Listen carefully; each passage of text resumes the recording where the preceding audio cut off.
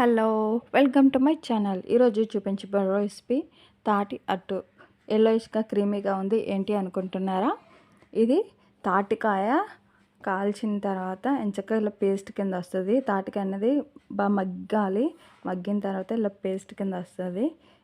ఇది మనం జాగ్రత్తగా పేస్ట్గా తీసుకోవాలి. ఇలా తీసుకొని పక్కన పెట్టుకున్నాం. తీగలుగా ఉంటాయి, అవన్నీ రిమూవ్ చేయాలి. చాలా టైం పట్టిద్ది. నేను అందుకనే చూపించలేదు. జస్ట్ డైరెక్ట్గా ఈ క్రీమ్ మాత్రం చూపిస్తున్నాను, తాటికాయ గుజ్జును మాత్రం చూపిస్తున్నాను. అండ్ చాలా హెల్దీ రెసిపీ, ఐరన్ ఫుడ్ అనమాట. చాలా అంటే చాలా హెల్దీ రెసిపీ. ఎలా ప్రిపేర్ చేసుకోవాలో చూద్దాం. ముందుగా ఒక 2 కప్స్ ఇడ్లీ రవ్వ ముందుగా వాటర్ వాష్ చేసి పెట్టుకొని పక్కన పెట్టుకున్నాం. అలానే ఒక చిన్న బెల్లం ముక్క తురుముకొని పక్కన పెట్టుకున్నాం. అలానే రుచికి సరిపడేంత ఉప్పు, అలానే కొంచెం పప్పుల సోడా, బేకింగ్ సోడా అనమాట. ఇప్పుడు బాండీ తీసుకుని బాండీలో 2 కప్స్ ఇడ్లీ రవ్వ ముందుగా వాటర్లో వాష్ చేసుకుని ఇడ్లీ రవ్వని దీంట్లో వేసేసుకున్నా. అలానే ముందుగా పేస్ట్ కదండి చూపించాను, తాటికాయ పేస్ట్. ఇది అంటే తాటి గుజ్జు అనమాట. ఈ గుజ్జుని కూడా వీటిలో పిండిలో మొత్తం కలిసేలాగా కలుపుకోవాలి.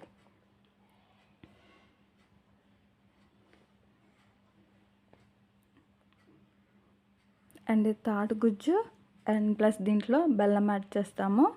అండ్ పూర్వకాలం వంట అనమాట. చాలా అంటే చాలా బాగుంటుంది అండ్ హెల్తీ ఫుడ్ అనమాట. ఐరన్ చాలా ఉంటుంది.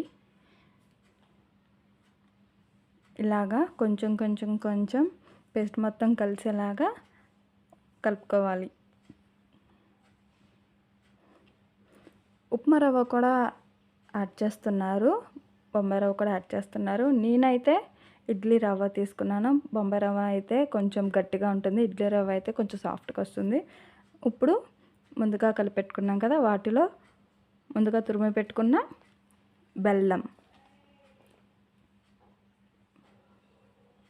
అలానే ఓ పించ్ ఆఫ్ బేకింగ్ సోడా, వంట సోడా,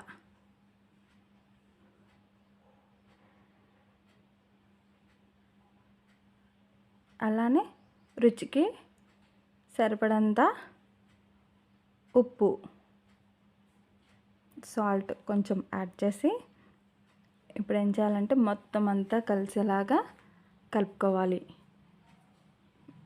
బెల్లం, సాల్ట్, అలానే పప్పుల సోడా, బేకింగ్ సోడా అంతా కలిసేలాగా కలుపుకోవాలన్నమాట. ఇప్పుడు పక్కన పెట్టేసుకుందాం. చూడండి, మొత్తం కలిపేసాను.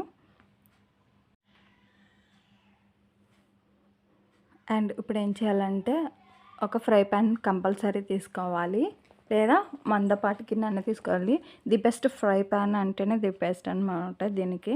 ఇప్పుడు ఫ్రై ప్యాన్లో ఆయిల్ వేసి దోశలాగా పోసేయాలి. పోసిన తర్వాత ఒక సైడ్ కాలిన తర్వాత, ఇప్పుడు ఒక సైడ్ కాలింది కదా, ఇప్పుడు మరో సైడ్ ఫ్రై అవ్వాలంటే ఇలా ఈ ప్రాసెస్లోనే చేయాలి. ఎందుకంటే మనం ఇడ్లీ రవ్వ వేసాం కదా, తిరగదు, సో ఇరిగిపోతూ ఉంటుంది. అట్టు అనేది పర్ఫెక్ట్గా రాదు.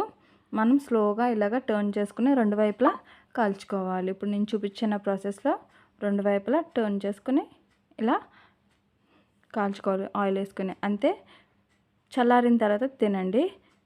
తాటి అట్టు ఇస్ రెడీ.